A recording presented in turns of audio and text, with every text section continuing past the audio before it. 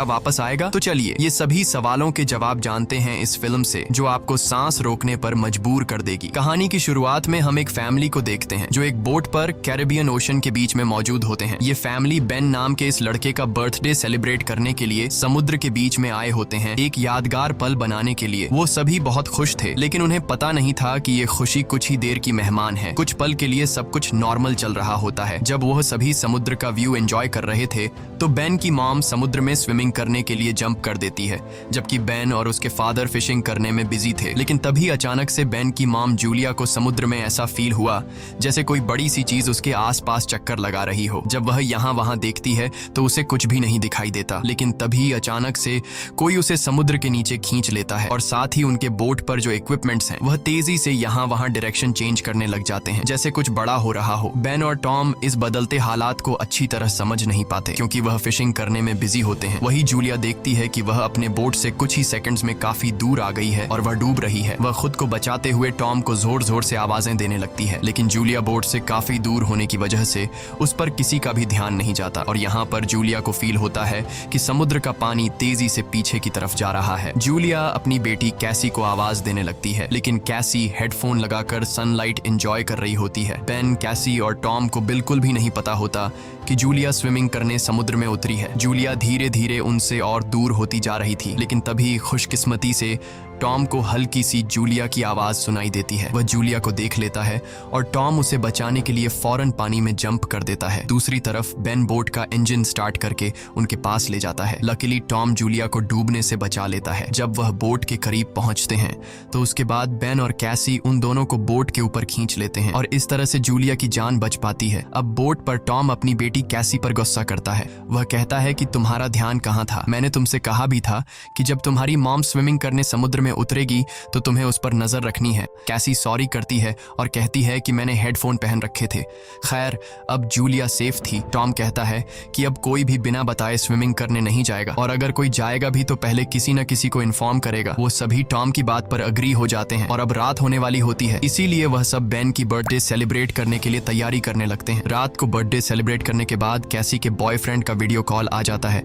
कैसी उसे बताती है कि वो सभी बोट में काफी एंजॉय कर रहे हैं, लेकिन उसका बॉयफ्रेंड कैसी से कहता है कि तुम सभी को जल्दी से सरफेस पर आना चाहिए।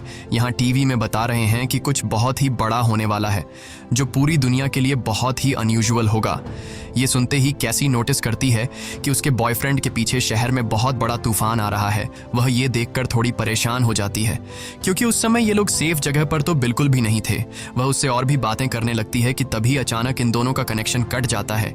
ये बात वह जाकर अपनी मॉम डैड को बताती है, जिसके बाद ये लोग अपनी बोट की सेफ्टी चेक करने लगते हैं।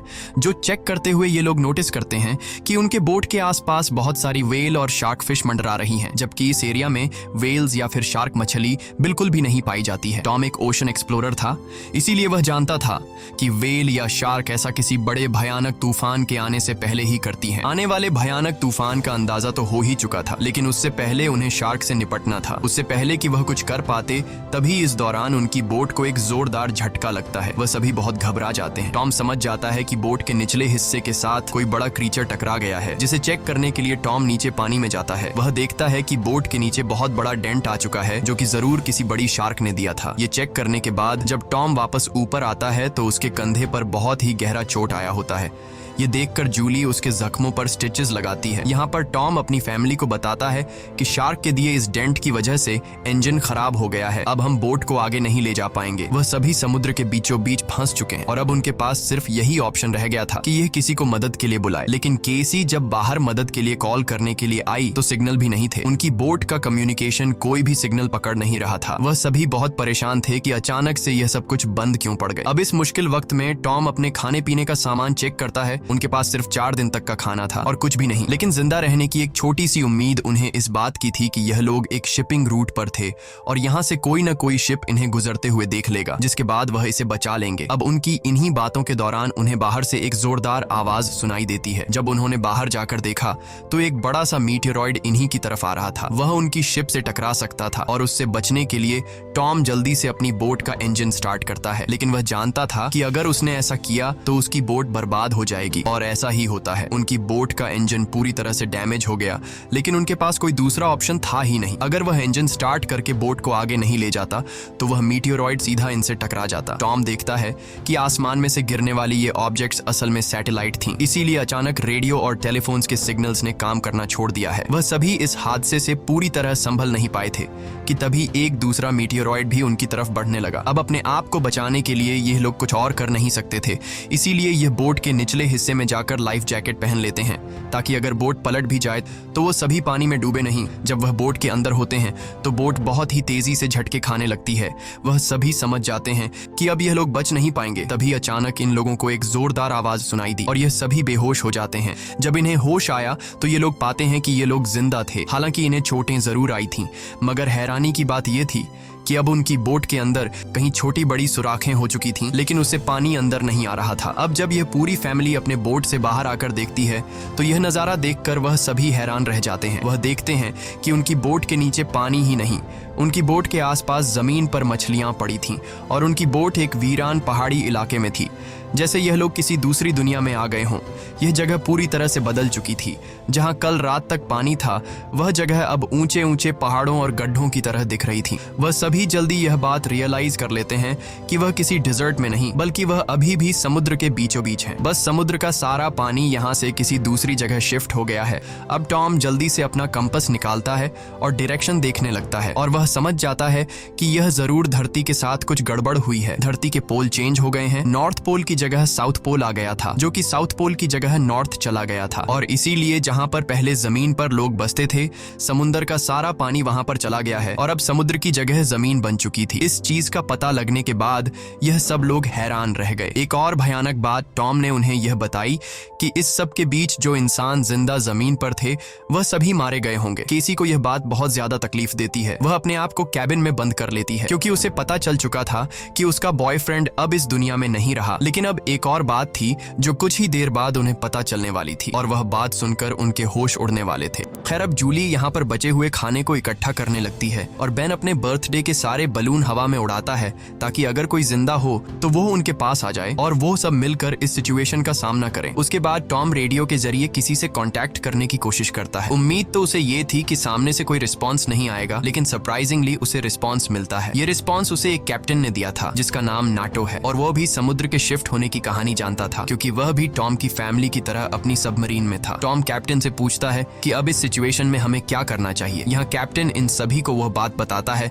जिससे उनके पैरों तले जमीन खिसक जाती है। कैप्टन टॉम को बताते हैं कि अर्थ के जो पोल चेंज हुए हैं वे लगभग एक हफ्ते में फिर से अपनी जगह वापस आ जाएंगे, यानी एक हफ्ते बाद समुद्र वापस अपनी जगह पर आएगा और उस समय उसकी लहरें बहुत खतरनाक होंगी। इसलिए कैप्टन टॉम से कहता है, मैं तो सबमरीन के जरिए सर्वाइव कर लूंगा, मगर तुम जल्दी से जल्दी अपने लिए कोई ऊंची सी जगह देखो और वहां चले जाओ क्योंकि वहां पर तुम्हारे बचने के चांसेस ज्यादा होंगे। ये बात सुनते ही जूली फौरन अपने बच्चों से पैकिंग करने के लिए कहती है। टॉम कैप्टन से कहता है कि आपकी सबमरीन के अंदर भी बचने के चांसेस ज्यादा हैं, तो क्या आप मेरे फैमिली को रख लेंगे? कैप्टन कहता है कि जरूर भाई, मैं ऐसा करना तो चाहता हूँ लेकिन मैं कर नहीं सकता क्योंकि मेरी सबमरीन के अंदर मेरा एक साथी मारा गया है और यहाँ पर सिर्फ 2 लोगों की ही जगह है। मैं एक आदमी को तो रख सकता हूँ लेकिन फिर भी एक बाहर ही रहेगा। और यहाँ पर टॉम कैप्टन से रिक्वेस्ट करता है कि प्लीज आप मेरे दोनों बच्चों को किसी तरह से रख लें, इसके बदले में आपको हमारे पास बचा सारा खाना दे दूंगा। जिसके बाद कैप्टन उसकी बात मान लेता है और कैप्टन टॉम को मैन्युअली मैप पर अपना लोकेशन समझा देता है। उसके बाद टॉम उस सबमरीन की लोकेशन का अंदाजा लगाता है और वो अपनी वाइफ को बताता है कि हम सिर्फ 2 दिन में वहां तक पहुंच जाएंगे, यानी ये समुद्र का पानी वापस आने से पहले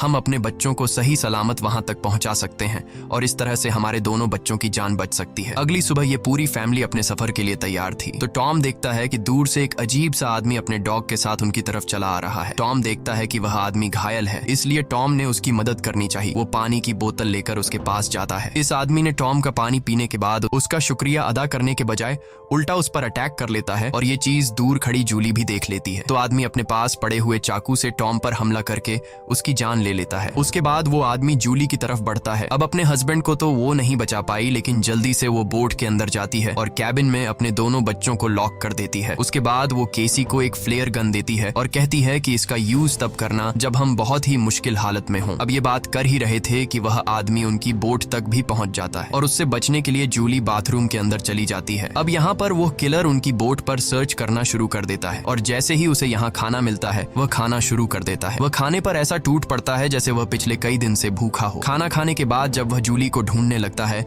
उसके बाद वह सीधा कैबिन की तरफ जाता है, लेकिन वहां जाकर उसे पता चलता है कि जहां से आवाज आ रही थी वहां कोई भी नहीं है। दरअसल जूली बोट में हुए छेद से निकलकर यहां से बाहर निकल चुकी थी, लेकिन उस आदमी का जो डॉग होता है वह जूली को देख लेता है और जूली पर भौंकने लग जाता है। अब मजबूरी में जूली को उस डॉग को चुप कराने के लिए उसे मारना पड़ता है और वह खुद बोट के नीचे छुप जाती है। हालांकि वैसे तो वह उस किलर को नहीं मिल पाती, लेकिन जब वह बाहर झांक कर अपने डॉग को मरा देखता है तो वह समझ जाता है कि जूली बोट से बाहर है। अब जैसे ही वह उसे पकड़ने के लिए बोट से नीचे उतरा तो जूली वापस बोट के ऊपर जाकर एक टूटे हुए शीशे को अपना रास्ता बनाते हुए फिर से बोट के अंदर आ जाती है। लेकिन थोड़ी देर में यहाँ पर जूली उस आदमी के हाथों पकड़ी जाती है। वह उसे उसके बालों से पकड़ के उसे मारने लग जाता है। वह जूली का गला दबाने लगता है। अब वह किसी तरह से खुद को बचाने के लिए उस किलर से लड़ने लगती है। कैसी जो ये सब केबिन से देख रही थी, उसे याद आता है कि ये फ्लेयर गन यूज करने का अच्छा मौका है। वो फ्लेयर गन चला देती है जिससे आदमी दूर जा गिरता है, लेकिन उसे ज्यादा कुछ नहीं होता, बस उन्हें भागने का मौका मिल जाता है और बोट में आग भी लग जाती है। अब जूली जल्दी से अपने दोनों बच्चों को बचाने के लिए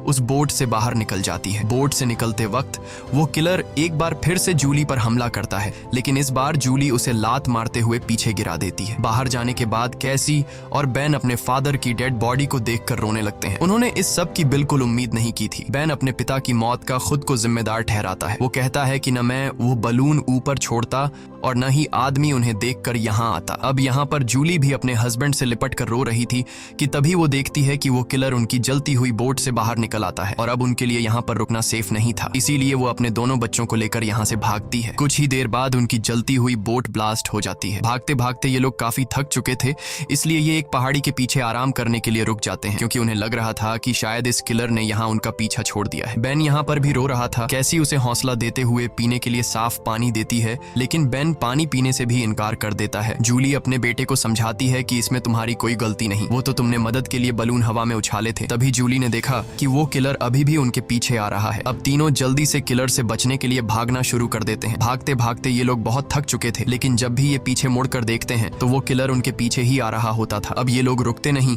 लगातार भागते रहते हैं और एक ऐसी जगह पहुंच जाते हैं जहां पर जहरीला पानी मौजूद था। यहाँ से जाते वक्त उन्हें कुछ भी हो सकता था, लेकिन जूली अपने बच्चों को यहीं से गुजरने का हुक्म देती है। जहरीले एसिड से गुजरने के बाद उनकी हालत काफी खराब हो गई थी और जूली को एहसास हुआ कि बेन डिहाइड्रेट हो चुका है। उनके पास पानी की कुछ आखिरी बूंदें थीं जो उन्होंने बेन को दी, लेकिन इतने थोड़े पानी से उसकी प्यास नहीं बुझी। अब यहाँ पर कैसी हिम्मत हार चुकी थी। वो कहती है, हम सब जिस तरफ बढ़ रहे हैं शायद वहाँ पर सबमरीन होगी भी या नहीं, लेकिन जूली उसे डांटती है कि चुप करो और जो मैं कह रही हूँ वैसा ही करो। हम लोग आगे बढ़ेंगे और मुझे पता है कि मैं तुम्हें बचा लूंगी। जूली के कहने पर वो लोग फिर से चलना शुरू करते हैं और आगे बढ़ने पर उन्हें एक प्लेन दिखाई देता है जो सालों पहले तबाह होकर समुद्र में गिर गया होगा। ये लोग प्लेन के अंदर छिप जाते हैं और जूली एक आखिरी बार अपनी फैमिली फोटो देखती है जो उन्होंने कल रात ली थी। उस फोटो को देखकर सभी लोग टॉम को याद करते हैं। इन तीनों को यकीन नहीं हो रहा था कि एक ही दिन में उनके साथ क्या से क्या नहीं हुआ। अब रात काफी हो चुकी थी और ये लोग थक भी चुके थे। कैसी और बेन सो चुके थे। तभी किसी की आवाज से केसी की आंख खुल जाती है। वो बाहर देखने आती है तो देखती है कि वही किलर उनके पीछे आ रहा है। अब इन तीनों को इस किलर से हर हाल में जान छुड़ानी थी, इसीलिए कैसी उसी जगह पर बैठकर सोने का नाटक करती है। किलर समझता है कि वो सो रही है और जैसे ही वो अटैक करने आता है जूली मौका पाकर पीछे से वार करती है। इस बार जूली बहुत गुस्से में थी। वो उस पर इतने हमले करती है कि उसकी जान ले लेती है। आखिरकार उनका ये खतरा टल जाता है और जूली सुकून की नींद सो जाती है। सुबह जब वो उठते हैं तो देखते हैं कि किलर की बॉडी बहुत बुरी हालत में है। किसी क्रीचर ने उसे काट काट कर अंदर से खोखला कर दिया था, जिससे उन्हें अंदाजा हो गया कि यहाँ आस-पास खतरनाक जीव हैं। अब उन्हें जल्दी से वहां पहुंचना था जहां कैप्टन की सबमरीन थी। जूली अपना मैप देख रही थी। दूसरी तरफ बेन पानी की तलाश में भटक रहा था। आगे जाकर वो पानी देखता है और बिना सोचे समझे पीने लगता है। जूली ने मना किया था क्योंकि वो तालाब जहरीला था, लेकिन बेन इतना प्यासा था कि उसने जूली की बात न मानी। जूली उसे देखती है और दौड़कर पानी पीने से रोक लेती है, लेकिन तब तक वो काफी पानी पी चुका था। थोड़ी देर बाद बेन बीमार हो गया और चलने की हालत में नहीं था, इसीलिए जूली और केसी वहां पर एक शेल्टर बनाते हैं और कुछ देर आराम करते हैं। तभी जूली को अजीब आवाजें सुनाई देती हैं। जब वो बाहर जाकर देखती है तो उसे पता चलता है कि ढेर सारे क्रैब्स उनकी तरफ बढ़ रहे हैं, जिनसे बचने के लिए उन्होंने भागना शुरू किया। थोड़ा आगे चलने के बाद कुछ दूरी पर उन्हें एक बहुत बड़ी शिप नजर आई। ये एक कार्गो शिप थी जिसके अंदर बहुत सारे कंटेनर्स भी थे। इन कंटेनर में ही बहुत सारे लोगों ने पनाह ली हुई थी। इन तीनों को देखते ही वो सभी कंटेनर में जाकर छुप गए। दरअसल वो इन तीनों से नहीं भागे बल्कि उनके अपने स्कार्फ से बांध लेती है, जिसके बाद वो बेहोश हो जाती है। केसी और बेन देखते हैं कि वो केकड़े उस कंटेनर को काटते हुए उसके अंदर चले गए और उसके अंदर मौजूद लोगों पर इन केकड़ों ने हमला कर दिया। अब वो लोग अपने पास मौजूद हथियारों से उन केकड़ों को मारने की कोशिश तो करते हैं, लेकिन केकड़ों की तादाद बहुत ज्यादा थी। ये लोग उनके सामने नहीं टिक पाते और केकड़े कंटेनर के अंदर मौजूद सभी लोगों को मार देते हैं। अगली सुबह जूलियन को होश आया।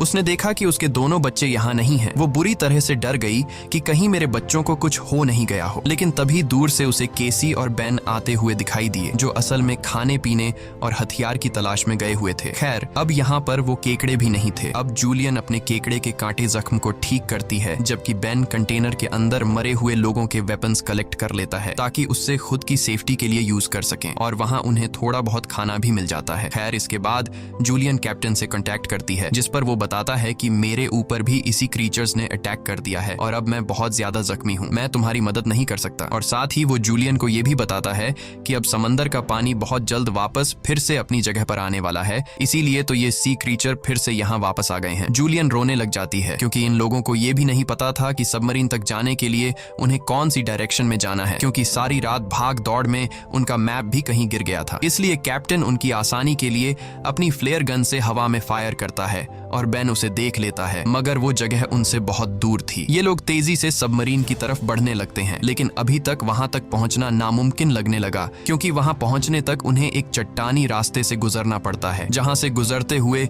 उन्हें शायद फिर से उन केकड़ों का सामना करना पड़ सकता है, जिससे उनकी जान जा सकती थी। अब केसी को भी अपनी माँ पर तरस आने लगता है कि उनकी माँ का क्या होगा। कैप्टन तो हम तीनों में से मुझे और मेरे भाई को सबमरीन में रख लेगा, लेकिन जूलियन का क्या होगा, क्योंकि अब कुछ ही देर में पानी आने वाला है। जूलियन केसी से कहती है कि तुम्हें ये सब सोचने की जरूरत नहीं, जब हम सब मरीन तक पहुंच जाएंगे तो वहां डिसाइड करेंगे कि हमें क्या करना है, और कहती है कि चलो आगे बढ़ो। वहां से आगे बढ़ते हुए उनकी किस्मत उन्हें एक बार फिर से धोखा देती है। वहां पर लैंडस्लाइड होने लगती है, जहां जूलियन जो सबसे पीछे थी उसके आगे आकर एक बड़ा सा पत्थर गिर गया और वो वहीं पर फंस जाती है। अब केसी अपनी माँ के बिना आगे नहीं बढ़ना चाहती थी, लेकिन वो उसे कसम देती है कि तुम हर हाल में खुद को और अपने भाई को बचाओगी। अब इसीलिए केसी अपने भाई को लेकर आगे बढ़ने लगती है। जब वो लोग सबमरीन तक पहुंचते हैं तो उन्हें वहां पर कोई भी नहीं मिलता। ये दोनों जोर जोर से सबमरीन का दरवाजा खटखटाने लगते हैं, लेकिन तभी पीछे से कैप्टन आता है, जो बुरी तरह से जख्मी था। कैप्टन ने बताया कि देखो, सबमरीन में 3 लोग बैठ सकते हैं और मेरे बचने के चांस बहुत कम है, इसीलिए अगर मैं सबमरीन में बैठकर पानी से बचते हुए ऊपर सरफेस तक पहुंच भी जाता हूं